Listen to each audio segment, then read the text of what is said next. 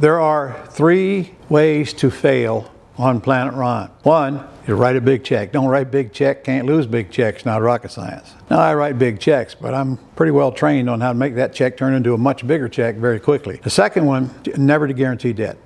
In my opinion, when you guarantee debt, you're making the biggest mistake you can make in real estate.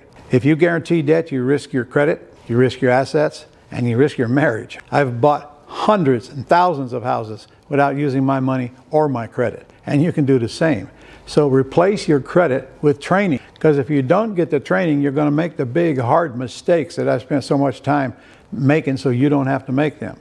And thirdly, we don't make promises we can't keep. We don't take advantage of people in any way, and we close everything with an attorney. So we don't write big checks, we don't guarantee debt, we close everything with an attorney. I got a lot more to teach on this, so if you want to learn more, click the link in my bio.